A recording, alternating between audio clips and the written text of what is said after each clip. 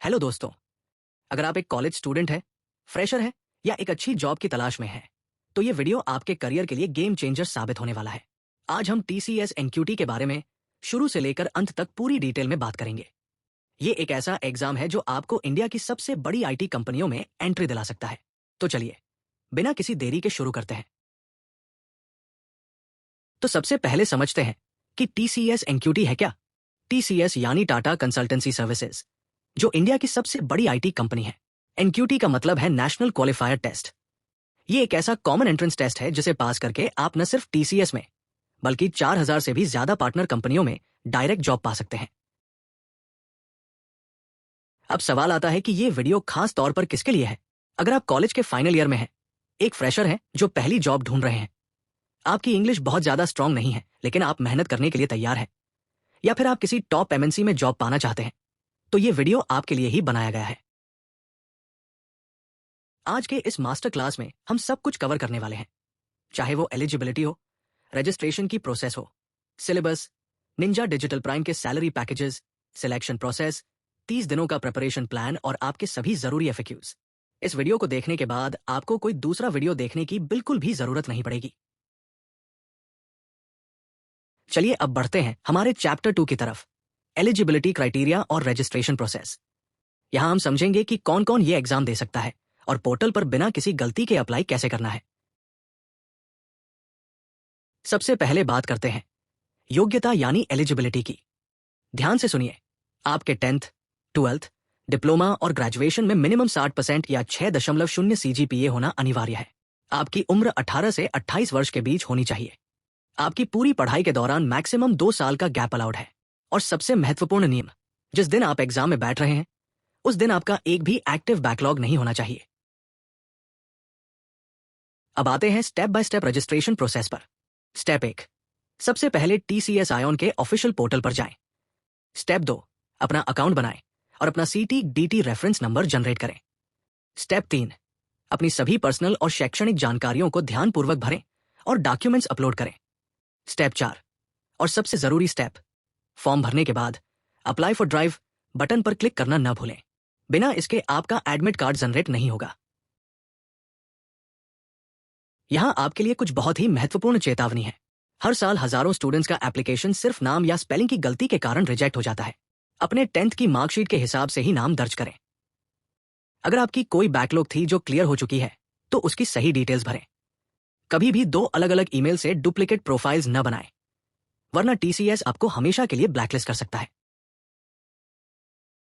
अब आते हैं सबसे इंपॉर्टेंट पार्ट पर, चैप्टर 3, एग्जाम पैटर्न और सिलेबस।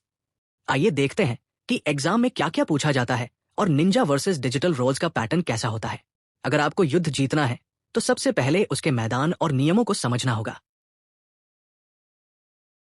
टीसीएस एनक्यूटी 2 मुख्य भागों में बंटा होता है। पहला है फाउंडेशन सेक्शन जो 75 मिनट का होता है। इसे क्लियर करके आप निंजा रोल के लिए एलिजिबल होते हैं। दूसरा है एडवांस सेक्शन जो 115 मिनट का होता है। यह टेस्ट आपके डिजिटल और प्राइम जैसे हाईपेंग रोल्स का रास्ता खोलता है।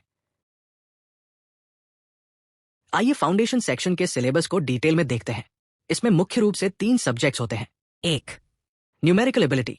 इसमें basic maths, data interpretation, profit loss और टाइम एंड वर्क के सवाल आते हैं। 2, वर्बल एबिलिटी। इसमें आपकी बेसिक इंग्लिश ग्रामर, वोकैबुलरी और कॉम्प्रहेंशन चेक की जाती है। 3, रीजनिंग एबिलिटी। इसमें puzzles, seating arrangement, blood relations और सिलोगिज्म जैसे लॉजिकल सवाल होते हैं। अब बात करते हैं एडवांस सेक्शन की, जो आपका करियर तय करता है। इसमें एडवांस्ड क्वांट और रीजनिंग के मुश्किल सवाल होते हैं, जैसे लॉगरिदम और कॉम्प्लेक्स अरेंजमेंट्स। इसके बाद आता है सबसे बड़ा पड़ाव, हैंड्स ऑन कोडिंग। इसमें आपको 2 कोडिंग सवाल सॉल्व करने होते हैं, जो मुख्य रूप से अरेज, स्ट्रिंग्स, डेटा स्ट्रक्चर्स और बेसिक एल्गोरिदम्स पर आधारित होते हैं। चीजों को थोड़ा आसान बनाने के लिए एक रियल लाइफ एग्जाम्पल देखते हैं। न्यूमेरिकल एबिलिटी में टाइम एंड वर्क का एक सवाल अक्सर आता है, जैसे अगर 2 दोस्त अमित और राहुल मिलकर किसी सॉफ्टवेयर प्रोजेक्ट को 10 दिन में पूरा करते हैं तो अकेले अमित उसे कितने दिन में करेगा। अगर आपको इसके पीछे की बेसिक मैथ समझ आ गई तो आप इसे 30 सेकंड में सॉल्व कर सकते हैं। एक बात गांठ बांध लीजिए, कोडिंग सेक्शन ही आपका सबसे बड़ा डिसाइडिंग फैक्टर है। अगर आप कोडिंग छोड़ देते हैं या स्किप करते हैं तो आप सिर्फ निंजा पैकेज तक ही सीमित रह जाएंगे। लेकिन अगर आपका सपना 7 से 11 लाख का पैकेज पाने का है तो आपको कोडिंग में परफॉर्म करना ही पड़ेगा। आगे हम देखेंगे कि कोडिंग की तैयारी कैसे करनी है। चलिए अब उस विषय पर बात करते हैं जिसका आप सभी को सबसे ज्यादा इंतजार था। चैप्टर 4, हायरिंग कैटेगरीज और सैलरी पैकेजेस। आइए देखते हैं कि टीसीएस में आपको कौन कौन से रोल्स और कितना इनहैंस सैलरी पैकेज मिल सकता है। टीसीएस एनक्यूटी के जरिए आपको मुख्य रूप से 3 जॉब प्रोफाइल मिलती है। 1, निंजा प्रोफाइल। ये एक entry level developer support role है जिसका पैकेज लगभग 3.36 एलपीए होता है। 2, डिजिटल प्रोफाइल। ये एडवांस टेक्नोलॉजी और डेवलपमेंट का रोल है जहां आपको 7.00 एलपीए का पैकेज मिलता है। 3, प्राइम प्रोफाइल। ये टीसीएस का सबसे प्रीमियम फ्रेशर रोल है जिसमें आपको कटिंग एज प्रोजेक्ट्स पर काम करने का मौका मिलता है और पैकेज होता है 9.00 से 11.00 एलपीए। जरा इस चार्ट को ध्यान से देखिए और इसका स्क्रीनशॉट ले लीजिए। अगर आप थोड़ी सी एक्स्ट्रा मेहनत करके एडवांस्ड और कोडिंग सेक्शन क्रैक कर लेते हैं तो आपकी शुरुआती सैलरी निंजा से सीधे 3 गुना बढ़ जाती है।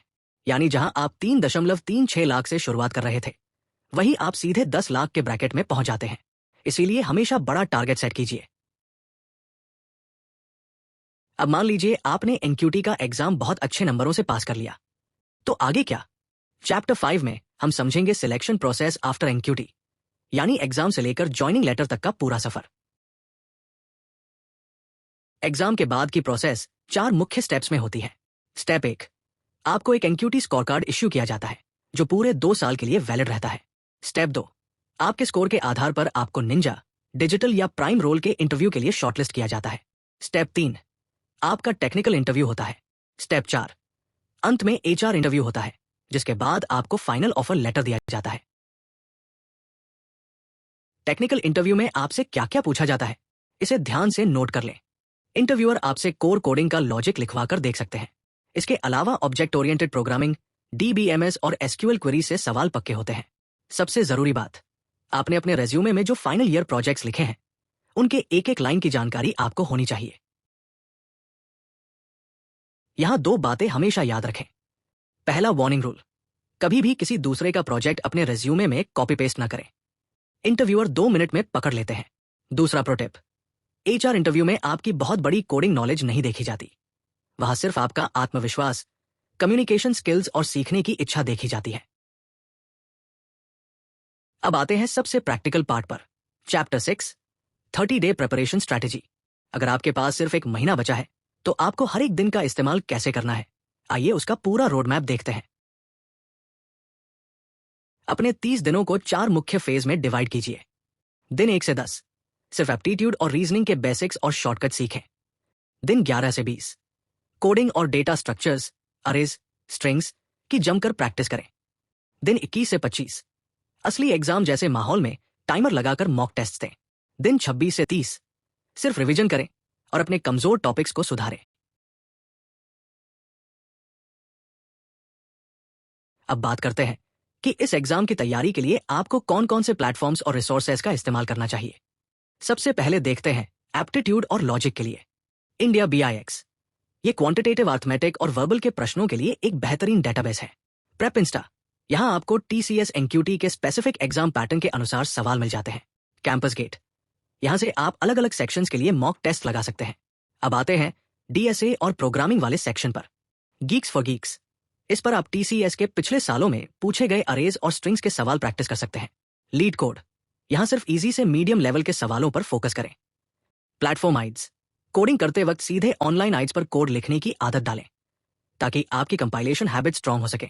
और हां, अगर आपको यह सब समझने में या अलग अलग जगह भटकने में परेशानी हो रही है तो आपको टेंशन लेने की बिल्कुल जरूरत नहीं है।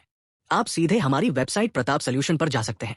वहां हमने पिछले 10 सालों के टीसीएस एनक्यूटी पेपर्स को एआई की मदद से गहराई से एनालाइज करके स्पेशल क्विजेज और प्रैक्टिस सेट्स तैयार किए हैं ताकि आप सिर्फ वही पढ़ें जो एग्जाम में वास्तव में पूछा जाता है। वेबसाइट की लिंक आपको नीचे डिस्क्रिप्शन में मिल जाएगी। साथ ही रोजाना इंटरैक्टिव क्विजेज, इंपॉर्टेंट अपडेट और फ्री स्टडी मटेरियल पाने के लिए हमारे प्रताप सॉल्यूशन टेलीग्राम चैनल को अभी ज्वाइन कर लें। लिंक डिस्क्रिप्शन में पिन कर दी गई है। कोडिंग की तैयारी का सबसे पहला नियम, रोज कम से कम 2 प्रोग्राम खुद अपने हाथों से कोड करें। शुरुआत में कंप्यूटर की जगह एक सादे कागज पर लॉजिक और एल्गोरिदम, ड्राई रन लिखना सीखें। अगर आपका लॉजिक सही है तो सिंटैक्स की गलतियां तो आईडीई भी ठीक कर देता है। एग्जाम में लॉजिकल थिंकिंग के ही मार्क्स मिलते हैं। जब भी आप मॉक टेस्ट दें, 3 नियमों का पालन करें। 1. बिना किसी डिस्टर्बेंस के स्ट्रिक्ट टाइमिंग के साथ टेस्ट दें। 2. टेस्ट के बाद जो सवाल गलत हुए हैं उनकी एक एरर नोटबुक बनाएं। 3. अपनी स्पीड और एक्यूरेसी को ट्रैक करें। याद रखिए, गलतियों को पहचानना ही सफलता की पहली सीढ़ी है। चलिए अब स्टूडेंट्स द्वारा पूछे जाने वाले सबसे आम सवालों के जवाब देते हैं। क्वेश्चन 1. क्या एग्जाम में नेगेटिव मार्किंग होती है? बिल्कुल नहीं, इसलिए कोई भी सवाल खाली न छोड़ें। क्वेश्चन 2. एनक्यूटी का एग्जाम साल में कितनी बार होता है? इसकी साइकिल हर 2 से 3 महीने में होती है। क्वेश्चन 3. कोडिंग में कौन सी लैंग्वेज यूज कर सकते हैं? आप C++, जावा, पाइथन में से अपनी पसंद की कोई भी भाषा चुन सकते हैं। तो दोस्तों, आज हमने TCS एनक्यूटी के बारे में सब कुछ विस्तार से समझ लिया है। एलिजिबिलिटी से लेकर सिलेबस, पैकेज और 30 दिनों का स्ट्रेटेजी प्लान। अब आपकी बारी है। नीचे कमेंट्स में मुझे अभी टाइप करके बताइए कि आपका ड्रीम टारगेट कौन सा है, निंजा, डिजिटल या प्राइम। अगर आपको ये मास्टर क्लास हेल्पफुल लगी हो तो वीडियो को लाइक करें, अपने दोस्तों और कॉलेज ग्रुप्स में शेयर करें और चैनल को सब्सक्राइब करना बिल्कुल न भूलें। मिलते हैं अगले वीडियो में, तब तक के लिए कीप लर्निंग, कीप ग्रोइंग।